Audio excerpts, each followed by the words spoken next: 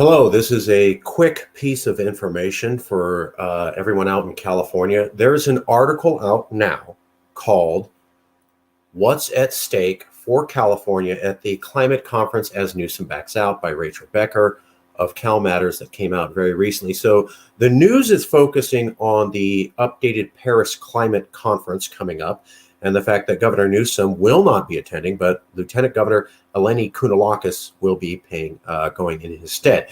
They're saying, hey, no problem. The governor's not going. The lieutenant governor's going. There's still going to be a Paris Climate Conference. It's still going to be on climate change, and California's still going to be well represented with many delegates. And the lieutenant governor is a former ambassador and certainly exceptionally gifted to be able to handle this level of negotiation. But here's the thing about California going to the Paris Climate Conference that the news is not telling you. Let's get into that right now. So, a couple key quotes and we'll explain what they mean. Former California Governor Arnold Schwarzenegger, however, is more skeptical that the conference would lead to meaningful climate action. What does a promise and a pledge mean in the end? Nothing. What Schwarzenegger's talking about is that California is going to go to this conference. It's not even an official participant. It doesn't even get a vote. It doesn't get to decide anything. It's just going. It has no real power because it's not a nation. And so it can't determine how the conference operates, and it can't demand more meaningful commitment than pledges. Schwarzenegger, who famously started California going to climate conferences as the first governor to do so back in 2005, I believe, has had the most experience of a California governor with climate conferences. And what he's saying is California is not in the driver's seat. California can't officially be in the driver's seat. It can't therefore determine the rules. And so you only get these niceties from other nations about, we commit to doing this, but there's no real teeth in it because California is not in the negotiation chair. So it can't force that. Here's another quote from this article. Though California doesn't have an official seat at the negotiation table reserved for nations. That's this Paris Climate Conference. A couple more quotes and then I'll explain what they all mean. Governor Brown, the previous governor to Newsom, did a wonderful job with the wicked man from Washington, an homage to Donald Trump, with saying we're different from them and we have our own policy. So here's an article talking about California going to the Paris Climate Conference this year.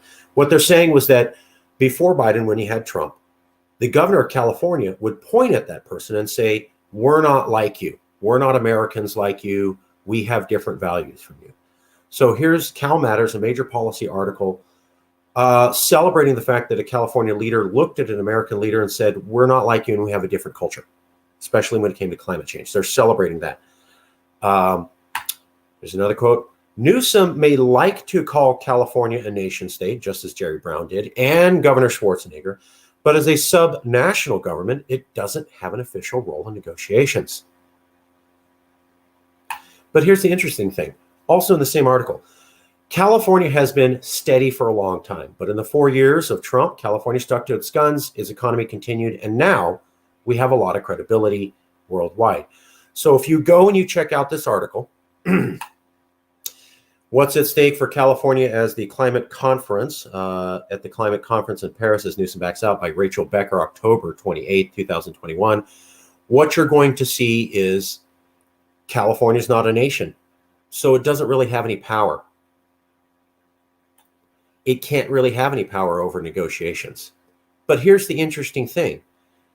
Everyone in the world saw California lead on climate change during the entire 4-year term of Donald Trump. And the message was California is not like America. That got out to the entire planet. In fact, it was so well done that California opposed Donald Trump during those 4 years that we had global credibility. So let's get this straight. America drops the ball on climate change. California picks it up. California picks up that ball so well, it gets global credibility as the leader on climate change by saying it's not like America. But that's not good enough for California to actually have a seat at the negotiation table of the world's largest climate conference. You have the world's largest climate conference. California led the planet by itself in defiance of America for 4 years, almost half a decade, and yet that does not get you anything like a seat at the negotiation table. America completely drops the ball on climate change. California completely picks it up. California is seen as a global leader. But now that Biden's in, California gets no seat and no respect at the climate change conference, although it was holding the torch for basically the planet over the last 4 years. Does that seem fair? Let me add a few more things into you. Here's why it's really dumb that's happening. So in 2009, the UN said, hey, California, you did so good on climate change. Why don't you lead the global discussion on it? So that's the United Nations, the place for global discussion, saying, we're not doing a good job on handling this global problem. California, you are. So California, why don't you take over the global discussion on climate change?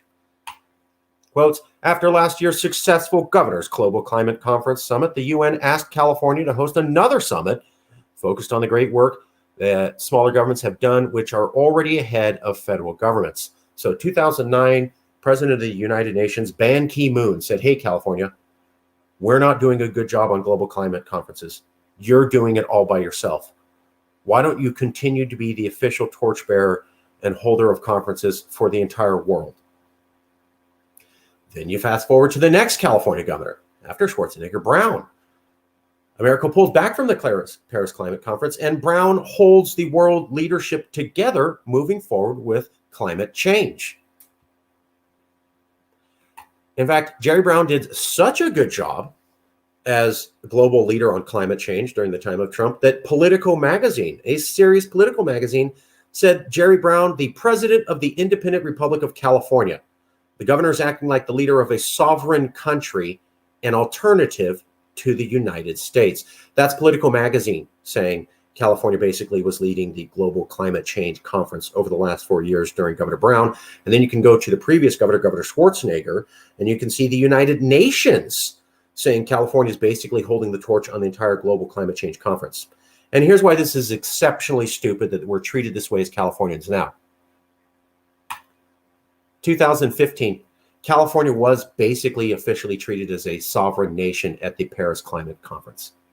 So the idea that the Paris Climate Conference now in 2021 can't treat California as a nation is garbage and a lie, because they did that in 2015. The idea that California can't be seen as a global leader of climate change is garbage and a lie, because the UN literally recognized them as that. And the idea that California can't be seen or operate as an independent nation on the stage of climate change in dealing with the other nations on this world issue is also a lie, because Jerry Brown already did it. So now that Biden's here, we're not a nation. We get no respect. We get no decision-making power. Basically, people have said, thank you, but don't let the door hit you on the way out. Even though you started the Global Climate Change Conference, you challenged Donald Trump, and you got a global reputation as the definitive leader on this topic. But because you're a state, you get no respect. Not the kind of respect you would get as a nation. There you go. That's in this article coming up. And it basically talks about how we don't get the respect that we deserve. We can't operate at the level that we actually operate at. We're not able to be seen as the thing that we are, because we're still a state and not a nation. So no one's going to bring that to your attention. We'll do it here, and we'll make sure that you're informed in the most important conversation Californians can have.